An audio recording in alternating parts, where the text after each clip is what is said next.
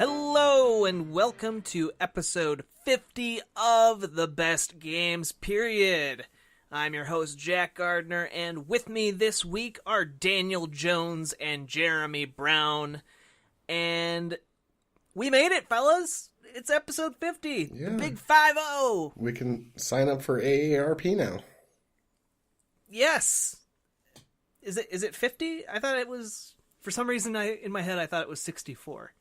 Well, no, that's how old you have to be to retire. But I've been seeing all these commercials where you can actually sign up for ARP when you're 50. So. Oh. Yeah. All right. Can be a spry young ARP. Yeah. Anyway, not AARP related. This is actually supposed to be a super special episode of the Best Games Period because you don't turn 50 episodes every day. And we have a lot of ground to cover, so let's try and, I'll try to refrain from talking about how great AARP is and how everyone should join. Okay, no more ARPing. I'm sorry, AARP, Jack. a sponsor of the Best Games Period. I mean, at 50 years old, or episodes old, we're kind of moving a little slower than we were. Yes, so we are not endorsing back in the our 20s. Association for the Advancement of Retired People, just to be clear. Retired podcasts, Jeremy. Yeah, there you go. Hey, good one. Hey, we're not retiring this podcast just yet. That's right. We're just getting into the golden years. That's right. We're just hitting our stride, and you know what? We're going to be doing something extra special today. But before we get into that, how are you guys doing? It's been a while. It has. It has. Actually. Yeah. It's been a while since we've done like a legit episode. Yeah. I have a piece of glass in my foot and it hurts really bad. Yeah, that's How not good. did you get that piece of glass in there in the first place? Okay, so here's the story.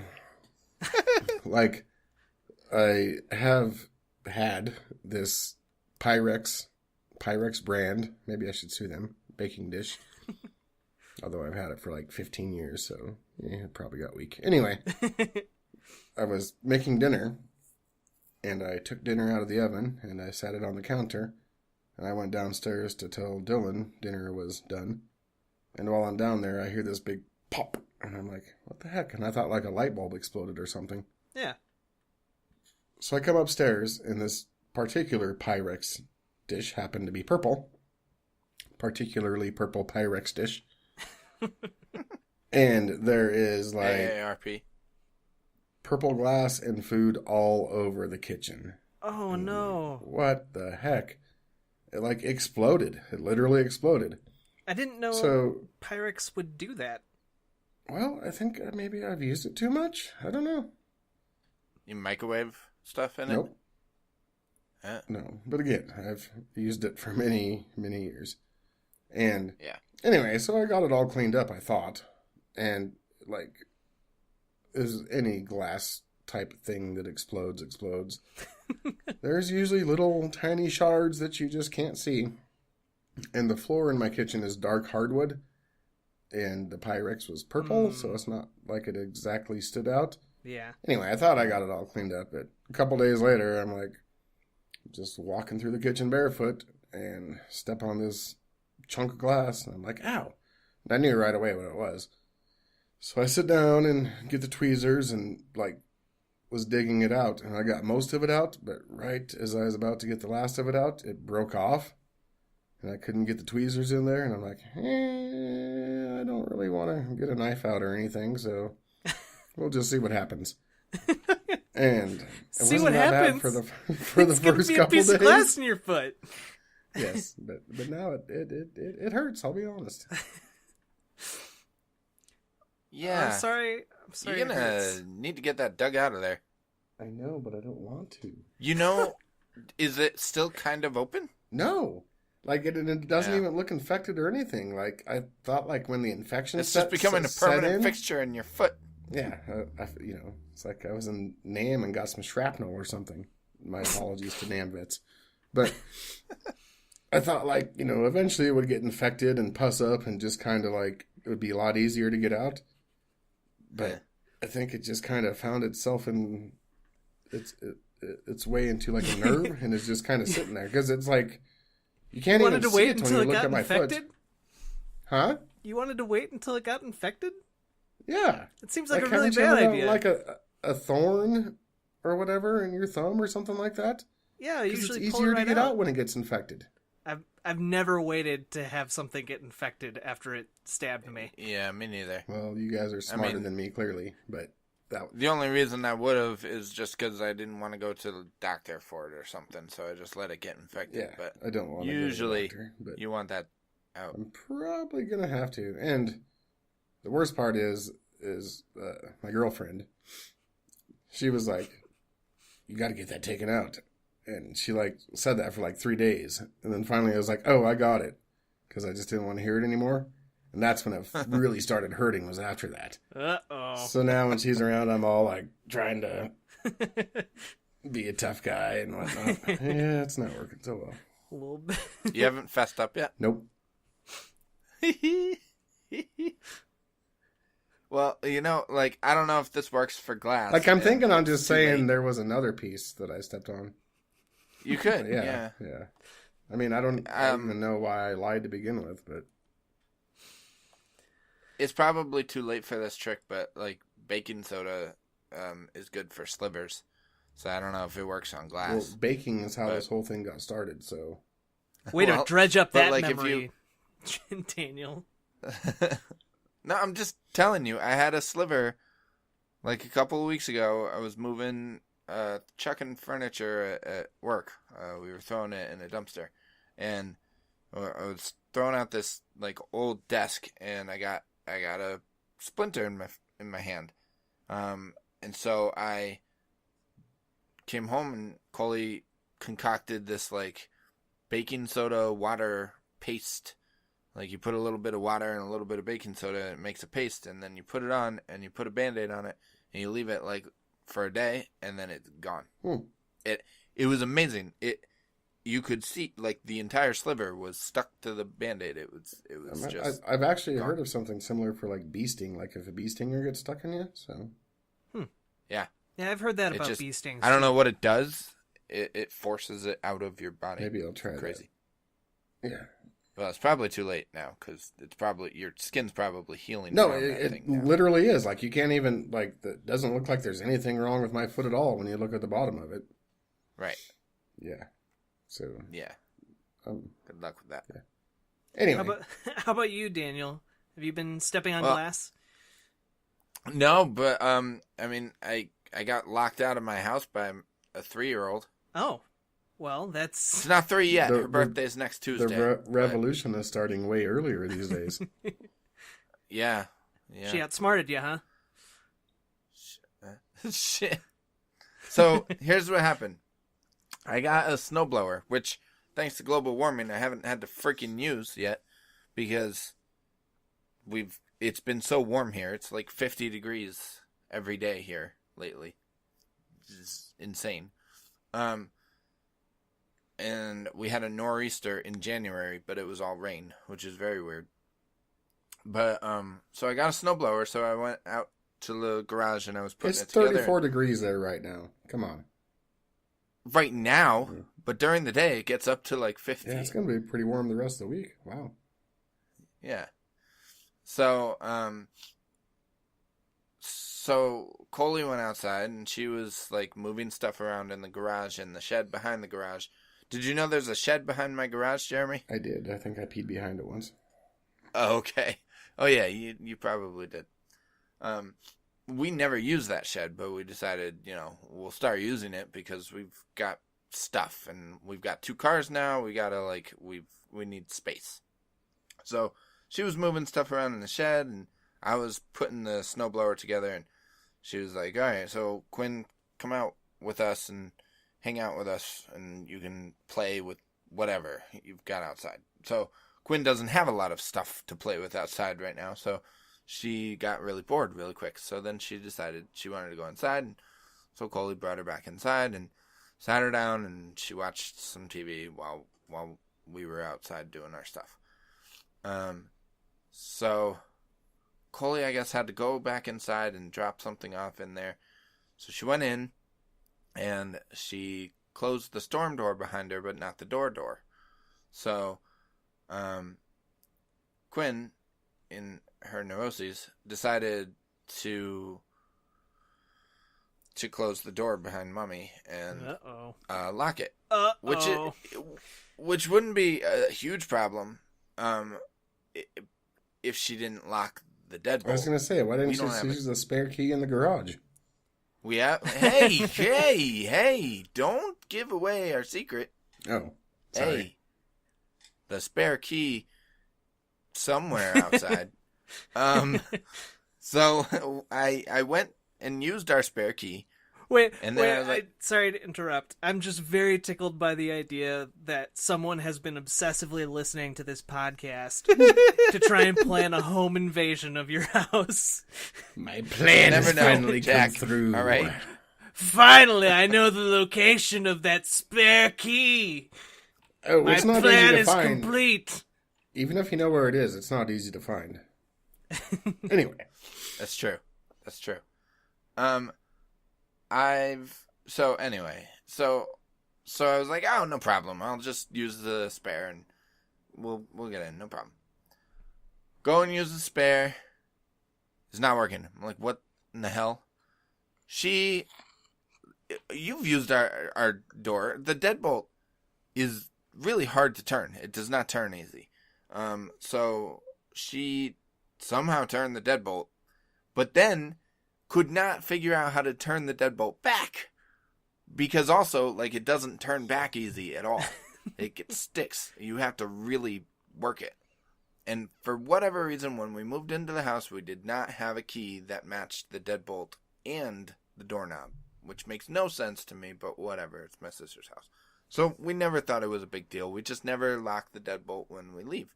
We only lock it at night when we're in for the night. Well, she locked it. And then we have the front door, which has a deadbolt and a lock, and it's locked, and the deadbolt's locked. But those are both really easy to turn. She could have been able to do those. So we were trying to coach her to get her to unlock the doors and, like, through the windows. And so we're, like, talking to her and yelling, not at her, but, like, yelling so she hears us. And she's, like, freaking out. She's just like, I don't know what to do. She's, like, crying and crying. Aww. And then she's terrible under pressure, apparently, because she's three. She How dare she crack under pressure? She just, like, gave up. She just sat on the couch and watched TV, and I'm like, freaking get up and let us in the house. Like, you locked it. You can unlock it. God damn it, child. So we're out there yelling to her for, like, 20 minutes. And then eventually, I tried, like, getting in the bulkhead, because I've been able to do that before. Like, if you stick, like, a shovel under the bulkhead and you can loosen the latch and open the bulkhead. Well, I couldn't do that. Wasn't able to do it. So I just swallowed my pride and called. We called the police first, and they're like, "Oh, there's nothing we can do for you." I'm like, what? What's that bullshit? Yes, my daughter is trapped in our house. What do you mean there's nothing you can do for us? So then I called the fire department, and they came, and they brought 2 police with them. They brought 5 firefighters on a fire truck and 2 police. And so they're all standing outside our house trying to figure out how to get in. And silently all of our windows are locked. What? Yeah, oh yeah. They're all laughing. We're like, it's okay. You guys can laugh. It's all right. They're like, this isn't the first time. In fact, apparently it's the second time this week that it had happened to them. Oh, really? So, yeah. So they're all laughing, and they finally found a window that was unlocked. Like, they could see that the latch was in a different position than the other one. So they opened it, but it only opened like a couple of inches because we have those little slide out, like, blockers, so that it only opens so far. Because we live in a sketch neighborhood. Yeah. And so they were able to get the top open just enough too, just to like pop the window in. Like as they're fairly new windows, so you can clean the windows, so you pop them in to clean them. They were able to do that, got it open, and got in the house. And got her. Do you have And like, meanwhile, Coley's like yelling in the house. She's like, "There's gonna be a man. He's gonna come and get you. Don't be afraid of him." And I guess Quinn was on the couch, and she saw the firefighter come in, and she just stood up and like ran to the opposite end of the couch, like afraid of him. Like, oh my goodness. Well, in her defense, that's probably what she should do if she sees a strange man. Yeah, no, that was pretty good. Yep. Wow. So wow. Do you have to pay for that? The fire department coming out? Not that I know of. Ooh, No. I don't know. You might get a bill. I don't know. Maybe I'll need to. I might get a bill. Who knows? In which case, I'll send it to my sister for not making sure that we have matching keys for the doors. So, Jack, what crazy things happened in your life recently? Not a whole lot. I managed to make my sleep schedule a normal one again. So I'm sleeping during the night and being awake during the day. Hey, that's great. Yeah. How'd you do that's that? Not easy. Well, I pulled an all-nighter, and that totally screwed up my sleep schedule. And then I was just like, you know what? If I'm going to be up all night anyway, I'm going to slowly turn it back. So every night I was just going to bed an hour later. And I eventually brought it all the way back around to going to bed at like 11 o'clock, midnight. So yeah. Good for you. Yeah. It was just really bizarre having like a week where I was getting up at, 1 a.m. Yeah. Like that was my morning. My morning was 1 a.m. Wait, that's not normal? Yeah. No. Yeah, that's weird. Oh. Especially because, like, you have a job that you could have a normal schedule, you know what I mean? It's not like you're working third shift or anything. Exactly. But I like, the way I do my job is I set goals for myself. I'm like, hey, I get this done when I get it done. And sometimes sometimes my goals are a little bit too ambitious. And you stay up all night to get it done. Yeah. Gotcha. So, this is episode 50, fellas. It is. And so it is. Episode 50, finally. I'm excited because we made episode 50 a deathmatch. Bum, bum, bum, bum. Bum, bum.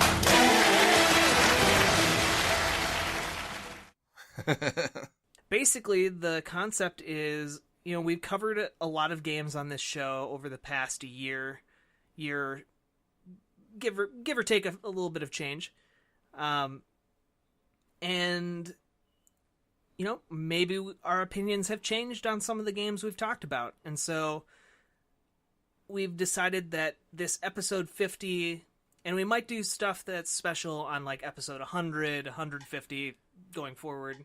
But what we're going to be doing is we're going to be having a death match and kicking a game out of our video game canon. So what that means, we each have a game today that we are going to put forward the case of why it's not one of the best games, period. We're kind of inverting the show a little bit. And then there will be time for a rebuttal after we make our case. And then at the end of the show, we will try and duke it out for which one we think, see if we can come to a consensus. All right. Who's going first? That's one thing we didn't decide beforehand. 1, 2, 3, nod it. Yeah. I'll go first. Okay, Jack. You go first. I don't have any interesting stories today about having glass in my foot or a child locking me out of a building. So I'll go first. And the game I am nominating to take out of the best games period and to be recognized as only a great game, but not one of the best, is Donkey Kong Country. Gasp! Our very first episode. Yes. I considered that game. Interesting. So I hate you. So here's my thing. I actually went back and I re-listened to our very first episode, and because I remembered when I was going into it, I was actually thinking about saying no about about Donkey Kong Country, but Daniel's passion was very infectious and swayed me over the course of the episode, and so I went back and I listened to it, and a lot of what we were talking about was I felt like it was either rooted in nostalgia for like good times in our childhoods or lives that we associated with Donkey Kong Country, or it was rooted in how like unique the game looked and how gorgeous it looked and sounded. Yeah. I also think we kind of wanted to start off on a positive note. Like, I think we were all just like, woo. That's true. Yeah. I think I will admit at that time we weren't really sure how the tone of the show was going to be, so we were a little kiss-assy on that first episode, for sure. But to be... Those I first was going to say, I'd say the first 9 or 10. Yeah. To be fair, though, the visuals and the music in Donkey Kong Country are fantastic. So I'm not here to say, oh, Donkey Kong Country is garbage, y'all. No, I'm here to say that I think it's a great game. You just did. But that's what I'm not here to say, Daniel. I might have said it, but I'm not here to say it. There are really good parts to Donkey Kong Country. The visual design is, I think, interesting to a point. I think it kind of loses me a little bit in like the enemy design if you kind of look at how the enemies evolve over the course of the game. I think they get kind of repetitive. There's that, and then I also looked, because I remember you mentioned that you didn't understand how the collectibles didn't really matter in Donkey Kong Country. Uh-huh. And I was just watching some associated criticism of Donkey Kong Country, and I saw this there was a mini documentary that was on G4 a long time ago. And there was a game designer on there, and he was talking about the collectibles in Donkey Kong Country. And it kind of clicked for me, and it's just the collectibles, like, you get, he says in this documentary, you get 5,000 bananas, and so what? Like, it's kind of, there are, I think there are limits to what collecting is good for in video games, and in Super Mario Brothers, for example, it's interesting to collect stuff. Like, you get new powers, or you get an extra life, but it's capped at 100 coins. And I think it's capped at 100 coins for a reason, because anything more than that kind of loses, it becomes intangible. You don't really feel like you're accomplishing anything. It clicked. The bananas are really... The bananas are the point. No. The bananas are the Princess Peach. Oh, my God. The bananas... The bananas go back into the Donkey Kong's cave under his treehouse. What is wrong with you? But it's really... It's the only point of the bananas are to give you something to collect, and then that just makes it a feedback loop. Like, there's nothing interesting about those collectibles other than the act of collecting them, which I think is kind of...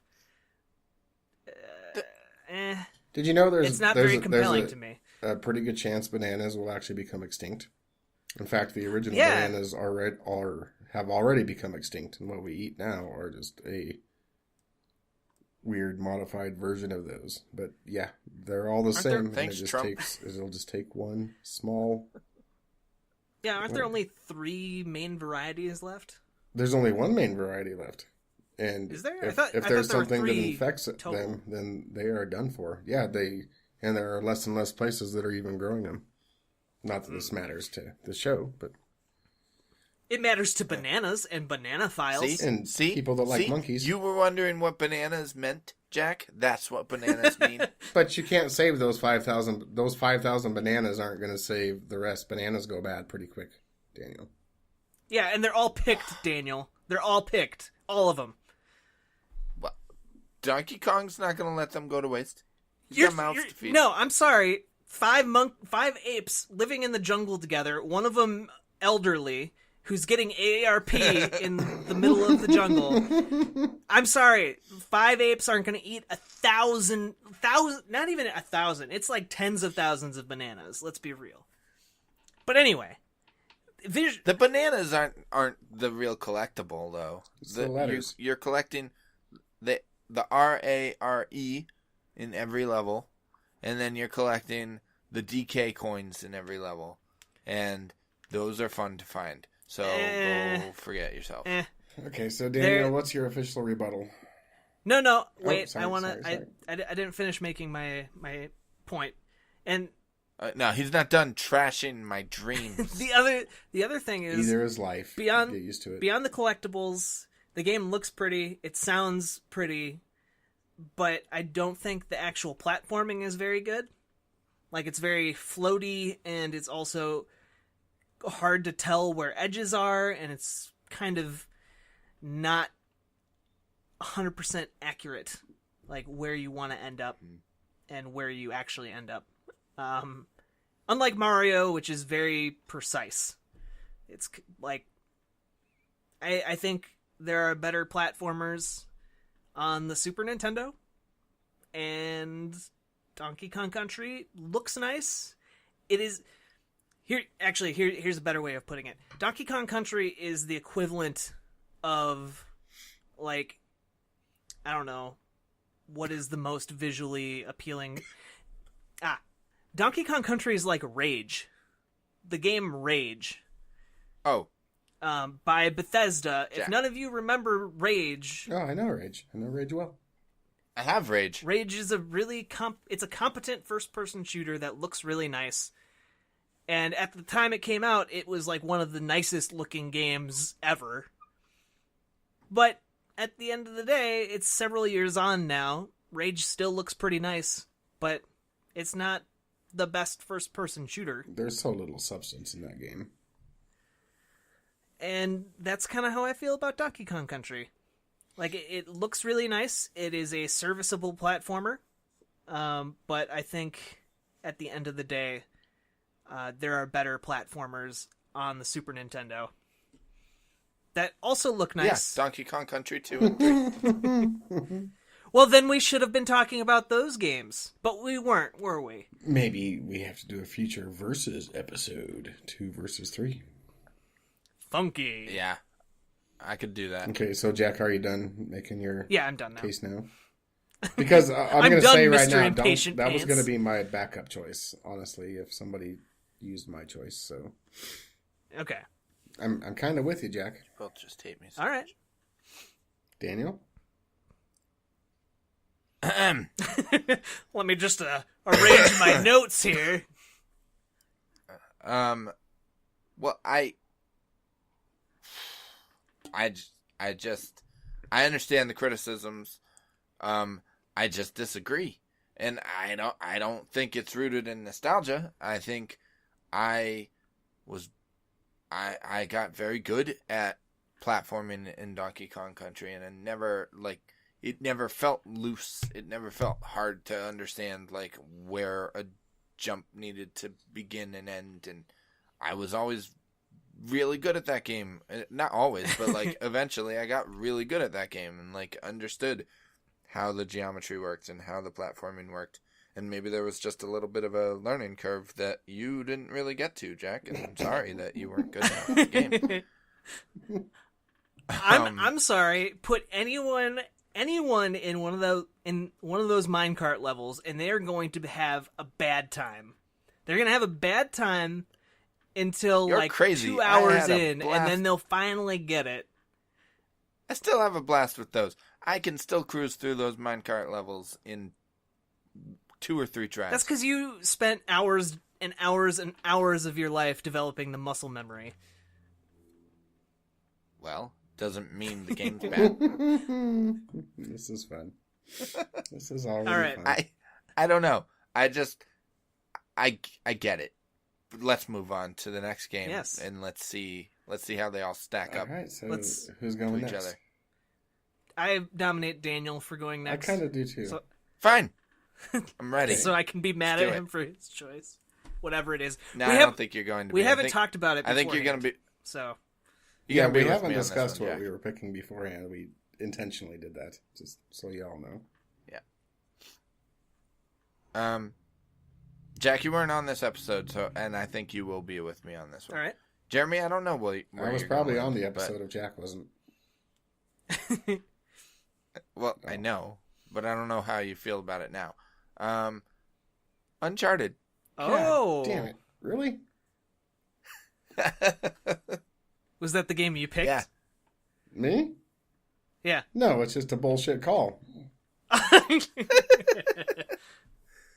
Okay. Um, Okay. Tell us why Uncharted is the worst thing since Garbage. It's interesting. No, it's not. It's interesting that I chose... Well, it was down to this and actually Enslaved. Okay. I chose Uncharted because I still really think Enslaved's a wonderful game and didn't want to take it off. It's a great game. Fabulous game. So, It's a huge game. so I went back and I listened to the episodes, the Enslaved episode and then the Uncharted episode. In the Uncharted episode, I was surprised. I didn't remember how negative I was on that game during that episode. That entire episode, I was super negative. And even at the end, when I was making my call, Jeremy didn't know where I was going to land. And I was This is really true. negative, talking all about like the things that game does not do well. And then I finally said, but I love the series, and I feel like it started that series. It laid the groundwork for those characters, and blah blah blah. So it deserves to be in the canon. But you know what? When I was, You really dislike the water that much? it is some ugly water. Sorry, it really is. So I like the water. The water affects the way that Nate gets wet. That's really cool. Mhm. But otherwise, looking at the water is really ugly. So anyway, like recently my dad got a PlayStation 4 and he's not going to play Uncharted, most likely. But I was talking to him and my brother about it, and my brother's kind of interested. He's a big, Indiana Jones fan. He grew up with Indiana Jones and Star Wars and all that stuff, and he was kind of interested, and he saw that my dad got Uncharted 4 with his PlayStation. So we started talking about it. I was telling him all about it and telling him how great Uncharted 4 is and how great the series is. And I had the trilogy, so I decided to lend him the trilogy, and my dad let him take Uncharted 4 because he's not going to touch it. And my nephew was kind of interested in it, but I think my nephew was, kind of like, I think my dad would like it more than I would. While I was telling my brother about it, like, I was kind of like, you could skip the first game, because I know people who have started on the second game and then played the third and loved the series, and then went back and played the first and just couldn't stand it and hated it. And that's happened a couple of times when I've played that series and talked to people who have played that series. And Uncharted 1 is so rough. The third person shooter gameplay is so imprecise and not fun. It's incredibly repetitive. There's just wave after wave of guys. I forgot, like, every time I went back and played that game when I got the trilogy last year, and every time I got to like a moment where I had to fight dudes, I was just like, okay, I don't want to do this. Like, I just wanted to turn it off as soon as I had to start fighting guys. Like, the platforming is the same as Uncharted platforming always is. It's very handholdy, but even more handholdy than the other ones. And the environments are repetitive and still kind of ugly, even in the new version. And just it's just not fun. And the character models are ugly, and even the writing is pretty, like, it's kind of it's mediocre compared to what they ended up doing with 4. And 4 especially really kind of ruined the rest of that series for me. And not ruined it. Like, I still love 2 and 3. But 4, like, the characters are just so much more well developed. The MacGuffin is actually super interesting, which it never was before. There's none of the just malarkey at the end. There's just so much that I think 4 does so much better than the rest of the franchise. It especially 1, it just makes it such a much weaker game. So that's all. Okay. Are you done being a dumbass now? I am. Okay. So, a couple things. 3 words. Nathan Drake. Elena Fisher. Sullivan something or Pretty sure those are like 6 words. Yeah. Oh, man, I don't know. You just, like, you wouldn't have 4 without 1, and I think that's important. Also, if you recall the episode that Dylan and I did together, when we talked about Uncharted and whatnot, since you brought family into this, Daniel, I'm going to as well. He has actually since started playing that series, and he loves Uncharted 1. He just, didn't expect it to be as fun as it is. All right. I think you make some good points, but I also think that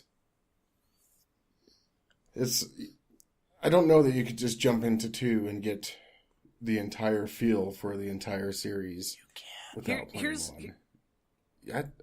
I don't know that you can. Like, that relationship between Drake and Elena and Drake and Sully is really developed, I think, or at least the foundation is in the first one. Well, and here's one other thing. I think the opening sequence of Uncharted Drake's Fortune is one of the most enjoyable experiences I've had with a video game. What? The opening with the submarine. Really? Yeah, I thought that was super cool. Like, it was the moment, the Indiana Jones moment that I had never had with any other game. And it felt like, what specific moment? Yeah, go Jack.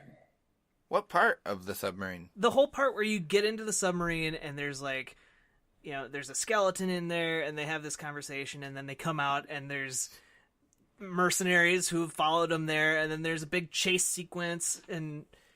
So all of that?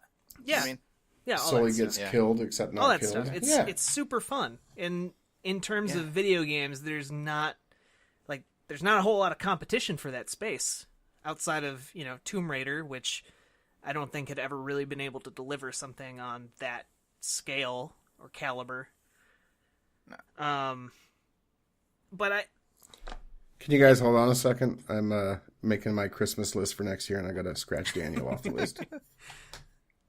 Yeah, I'm done. Donkey Kong Country is totally going to be the game we wipe out again, and I'm so sad about this already. But Uncharted was also, like, you're right. Like, there's a lot of hand-holdy parts in it, and the combat encounters. Where are all those guys coming from? There are so many guys. So many of them.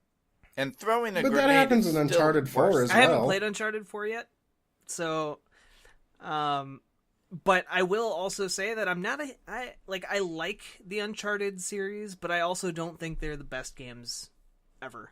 Like, I wouldn't even put 2 up there. I haven't played 4, but maybe it's because I played the series, 1.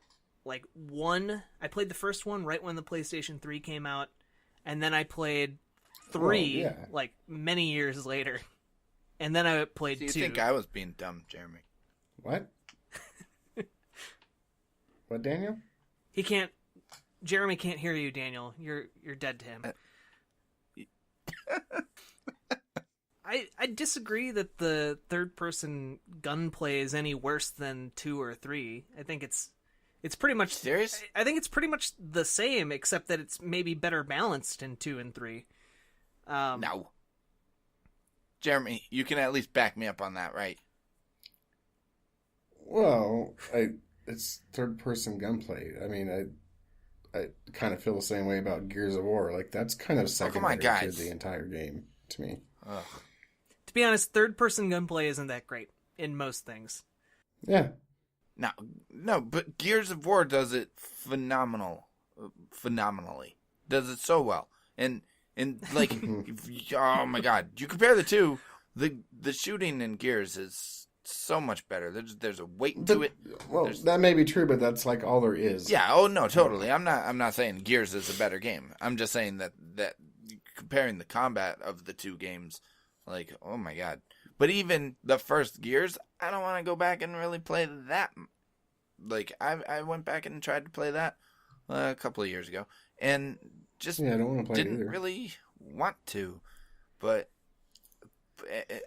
Daniel, you're breaking my heart I don't here. know. Uncharted 2 and 3 and 4. We have like 40 games you could have picked. Uncharted from. 2, 3, and 4 just mix up other things in there that Okay, that but really... Yeah, undoubtedly, they're Make all that all so much progressively more better Well, games. wait, but that's kind guys. of the point. Uncharted 3 is undeniably the worst of the Uncharted series. Like, it's not even close. Well, no, but yeah, I agree. No. But the combat and gunplay is better. I don't agree. In that game. I don't agree. Yeah, no, that game completely jumps the shark. They all kind of jump the shark in their own way. Uncharted 3 was hilariously bad when it came to the storytelling. Well, And Daniel, I will give you the ending of Uncharted 1 was just like, what? But well, some of the storytelling in Uncharted 3 was bad. The whole Sully not being dead, but you think he's dead thing, that was baloney. It was just a reason to go on the Uncharted 3? Doesn't that happen in every Uncharted? Well, yeah, that's true. That happened in the first Uncharted. But like, it was just an excuse to go on the cruise ship.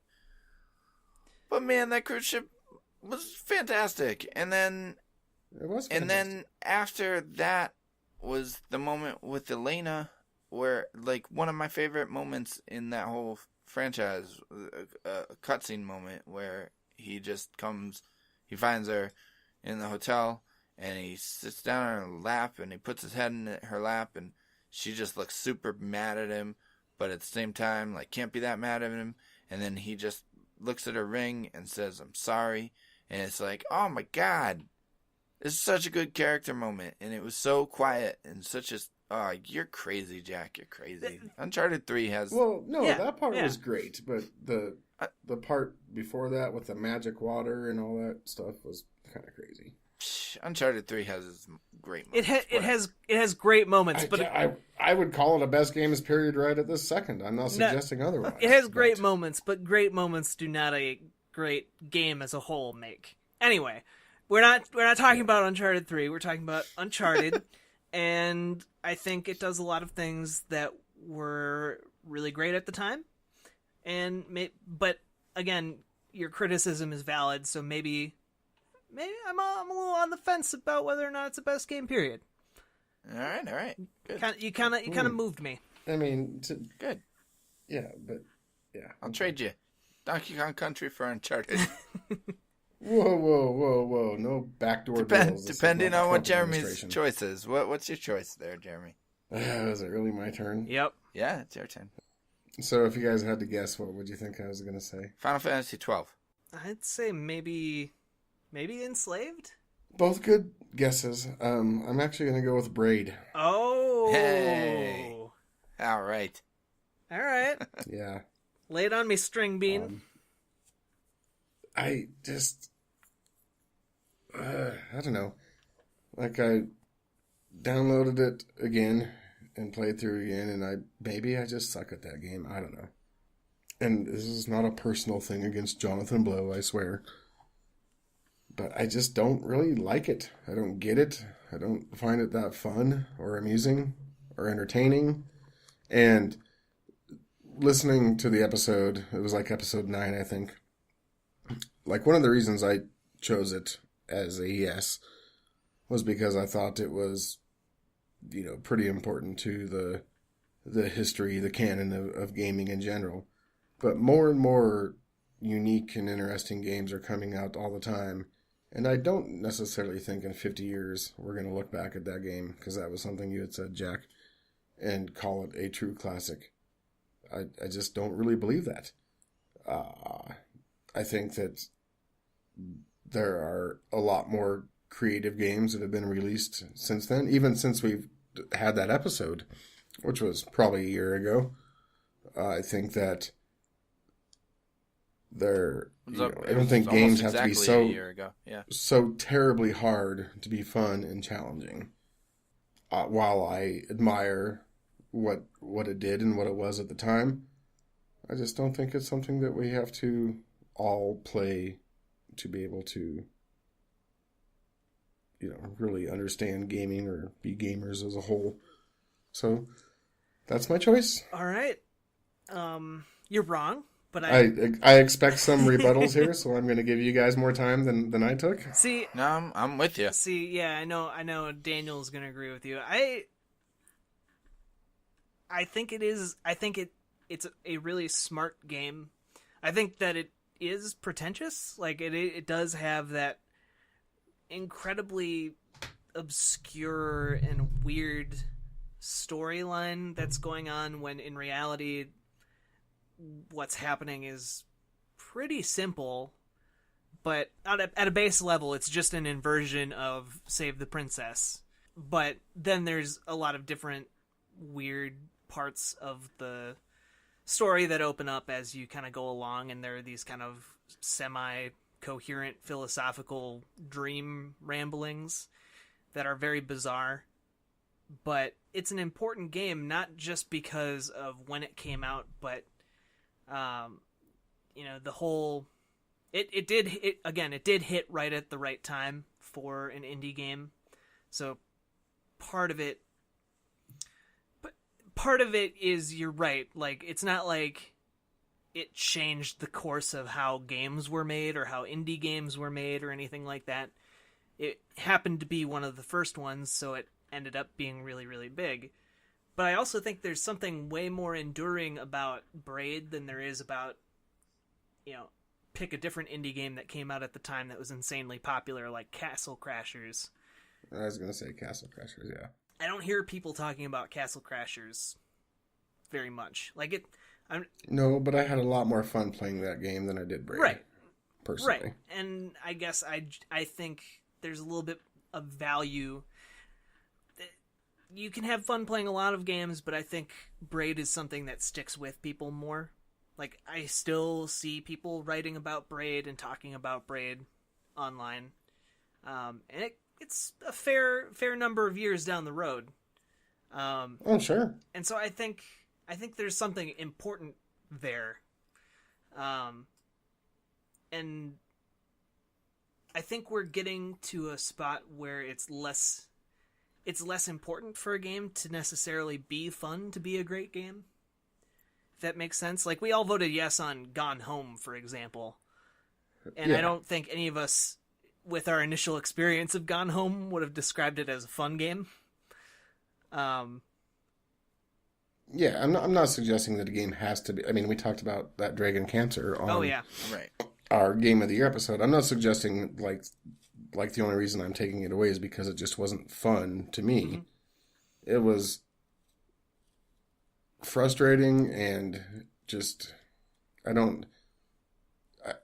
I feel there are other games that meet the criteria now that Braid kind of, and I'll be honest, that revolutionized. Like, there wouldn't be probably the big indie market like we have now without games like Braid. Yeah. But it didn't single-handedly do it. No. Certainly. No. But at the same time, I think it has a unique gameplay hook and a unique approach to puzzles and some of those puzzles are really hard. They are. Maybe that's just it. Maybe I'm too stupid. I don't know. I mean, we talked about the Witness a bit on the Game of the Year episode as well, and like that just it got extremely frustrating, and it was just like. And I mean, Portal got frustrating, but it made me want to continue on. Yes. I mean, it was cute, it was clever, it was different, I guess. Portal's great. Anyway, Portal is a really rough comparison for Braid because they're different in that Braid never, and I think The Witness is probably the same way from what I've heard, but like Braid, and I think this is Jonathan Blow's philosophy, is that he's not trying to reward the player. No. He's not trying to make. He wants the player to meet the game halfway. Yeah, right. We actually talked about that pretty in depth on that episode, and I get that. Yeah. It was just after looking through, like, I don't know, like the first 10 or 12 episodes of this show, I had a little bit different criteria than I do now. Right. I used to always say, is the game historically significant? Is it something, blah, blah, blah. And I still kind of think that, but as we go on with the show, it's really, like, is it something that and we've all done this, I think, as individuals, is it something that I really want to play? Do I think it's the best game period? Would I recommend it to my friends that I know well, that I know their interests and their desires? Would I recommend it to them? And I wouldn't recommend this game to everybody any longer. Yeah, I mean, I don't think I would have ever recommended Braid to everyone, but I think it is one of those. It's an important game because let me start over. I think Braid is the kind of game where it doesn't reward you. It requires you to want to just beat it for the sake of beating it. And I don't mean that in a dirty way. I didn't think you did. But that makes a video game really difficult to digest just because games fight you by nature. And if you don't provide those little rewards for playing, then it can get to be a real slog. And so I know exactly what you're talking about when you say... Yeah, I mean, in the same sense, like Dark Souls is similar, and I would never take that game out of my best games period. Like, it doesn't really ever totally reward you other than the sense of having accomplished it. Yeah. There's a satisfaction to those games, though. And I think there's a satisfaction to a lot of people with Braid as well, being able to get past that. It's just not something... I mean, look, I've been playing cribbage on my phone all week, so maybe I just don't have it in me to do that sort of those mind. Yeah, I mean, I've been playing Downwell for the last year and a half, and just finally got to level 4-3 for the first time. Yeah, that game's hard, but it is great, and I still play it myself. Yeah. Okay. So anyway, so I understand that. I don't know, man. Braid just... I think what really turns me off of Braid is the pretension. And I think a big part of it for me is that game was ruined for me. It was spoiled for me pretty early on. Like, media outlets had no problem just spoiling that game. Really? It was weird. Yeah, early on, they didn't care at all about just saying what happened at the end of that game. I'm pretty sure, Game Informer, in one of their Games of the Year thing, they had the best moments of the year, and I'm pretty sure finding out that Tim was actually the bad guy and that the princess was running away from him was their moment, one of their moments of the year, and they said what happened. It was so that game was spoiled for me really early. So I think when I went to actually play it, it was okay, so I know where this is going. Yeah. And it was just, okay, the the story might have been more compelling if I didn't know exactly what happens at the end. You know, I think a lot of people, and this, I'm going off on a little bit of a tangent, but I think back when Braid came out, it was hard for people to imagine a 2D platformer that had a story. Like, for some reason, people historically have treated, like, 2D platformers different from 3D games. Like, for some reason, 3D narratives are much more, don't spoil that, than a 2D game. Yeah. So I guess I can kind of see where they were coming from with that. But yeah, you also bring up, like, that ending, and I do think there's something really special about how Braid subverted that whole trope of save the princess, because you still don't see games do that. Not really. Yeah. And it does it. No, it's poetic in that way. It's not a bad game. Like we've said, none of the games that were really. Yeah. We had to pick one to throw out. So poetic is a good way of putting it. I think Braid is very much like a poem. It's a video game poem, and not everyone likes poetry. But I think it's a great video game poem. I love poetry. That shit ain't poetry, but whatever. Okay. What? Like, it's so not. I want to ask you guys both poetry. mentioned Journey is poetry. Whatever. You both had mentioned that you had a backup game just in case one of us chose the other ones. Can I ask what those games were? Yeah, I had Enslaved. That was my backup. Okay. I said Enslaved. Yeah. Yeah. Okay. Wait, was Enslaved all of our backups? What was yours? No, my backup was going to be Donkey Kong. Oh. Okay. Okay. Because that would have been bad. we could have. Yeah, we could have just totally not did this show. We could have just all said just Enslaved and then call it a day. Yeah. I think maybe if Enslaved had sequels, it may not have as much love for it. I don't know. Yeah, it's also very much an underdog, so it's kind of hard. I don't want to pick on it as much because I like it as this underappreciated thing. Yep. Yeah. All right, so how are we going to do this? We're going to rock, paper, scissors? We're going to... Okay, so we have... Fight or what? We have Donkey Kong Country. Or would either of you vote for Donkey Kong Country? Wait, here's what we should do. Here's what we should do. Okay, Stop. okay. Wait, I got it. Okay, we go through... we go to every person. Mm-hmm. And we say...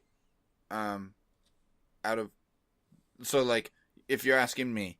I have to choose between Jack and Jeremy's games, which one I would toss. And we go to Jeremy. He has to choose between mine and yours. And we go to... Yes, we get the concept. Okay. Yeah. Let's do that. Okay. Okay, Jack, which one would you drop out of our two? Uncharted. Okay. Jeremy. Donkey Kong. Okay. And we're going to reach an impasse here. I know. God damn it. Fuck both of you. I would drop Braid anyway. Good system, So Daniel. basically Good system. Yeah, that didn't work. So we have a tie. Nice. Okay. Are there any that we would vote twice on? Because I would go for Donkey Kong Country or Braid. Yeah. I mean, I would too. Not Braid. I guess, Uncharted. I chose Braid. Yeah. I misspoke. I was wondering. All right, fine. So, out of Donkey Kong Country and Uncharted, which one? Donkey Kong Country? Oh, Jack, you're the man now. Oh. It's up to you. Yeah, it's up to you, am I? Jack. Okay. I mean, to me, they're both pretty much the same. Like, they're both really pretty games that have a really great soundtrack. Like, I love the soundtrack of Uncharted. And they both have kind of sloppy gameplay. But I guess I would go with Donkey Kong Country, because I don't really care about the story all that much, because it's just a guy collecting bananas. There's no story. It's not... We were I'm just sorry. talking about The how narrative isn't that 2D great. platformers didn't care about stories. Spoiler alert, he kills King K. Rool. Well, All right. he comes back. Spoiler! So number 50 kicks out number 1. Who would have ever saw that coming? Come on. Wow. There are going to be some hurt feelings on this one. All right, we do need to do a 2 and 3 Yeah. episode. We could do a We're versus adults. episode for 2 and 3.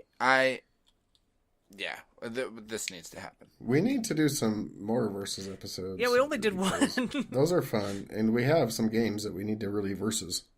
Yeah.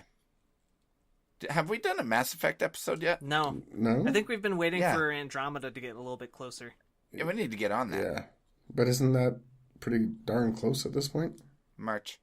Yeah, a Yeah. couple months. Yeah. March isn't that far away, I'm telling you. We should do a Zelda game before Breath of the Wild. I want to do Majora's Mask versus Wind Waker. I Yeah. think that would be a All right. pearl clutching episode. Can't wait. Yeah. Could be. Should do, talk about, I think we should also don't do know. Final Fantasy VII versus Final Fantasy X. I mean, why? Because which would win? Yeah. Well, duh. Final Seven. Fantasy 9.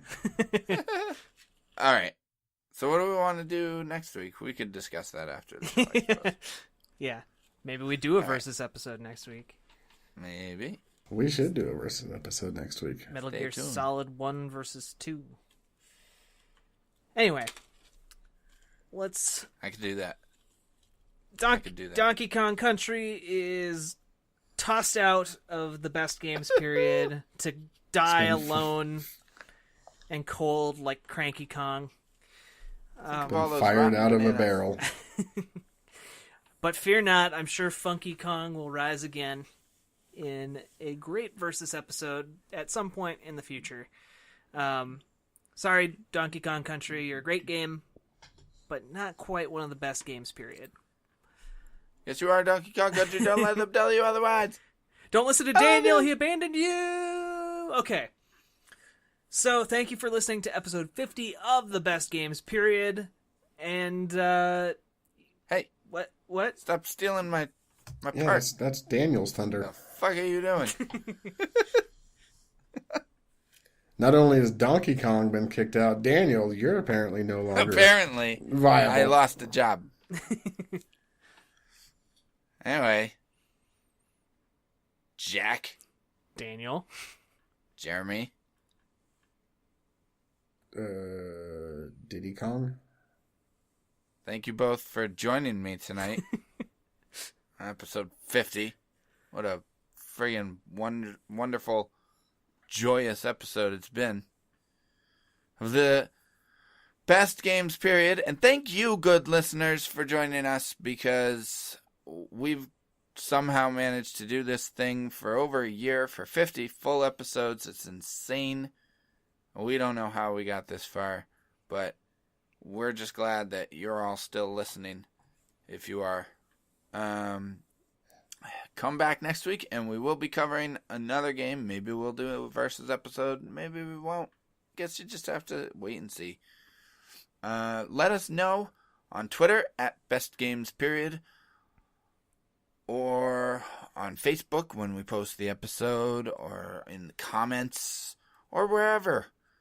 Let us know We'll see how 'em. you feel about the 3 games that we chose, and what of those 3 games, which one you would choose to kick out of the canon. And let us know if there are any other games that we did in the last 50 plus episodes that you would not have would have taken out, would have kicked out. Just make this a really negative 50th anniversary. Screw all of you. Not you. Not the listeners. We like you. But anyway, you can find us every Monday on SoundCloud and iTunes and Libsyn, our hosting site. You can find us on community.extra-life.org. You can also find us on Game Informer And like I said, Twitter. You can find us on iTunes under the Best Games period and leave us a review. We would love it. The more reviews we get, the easier it is for people to find our show, which is really silly. It's just the way iTunes works, so it would be great if you could help us out with that. Otherwise, anything I'm forgetting, guys? I don't Nope. think so. All right. I think I need to tell people about Extra Life. Now, do it. So, if you haven't heard about Extra Life, you're kind of missing out.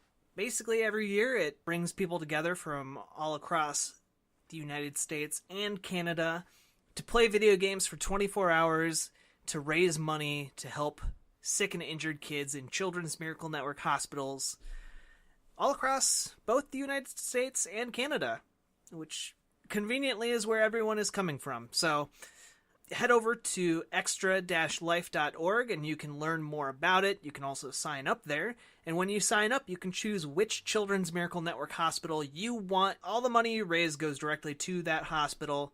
None of it is skimmed off the top or anything for administrative fees. And, you get to play games and also raise money for kids at the same time. It's really a win-win, so why wouldn't you do it? Not exactly sure which day this year it is, but it's in November. Again, you can head over to extra-life.org to learn more and sign up. And if you want to get more involved in the community side of things, you can head over to community.extra-life.org, and then you can also find our podcast over there, along with a lot of other fun things to read and look at with your eyeballs. So, Yeah. All right. Till next time, see you all on the flippity dippity. Woo! Thanks for listening. That show was bananas. B-A-N-A-N-A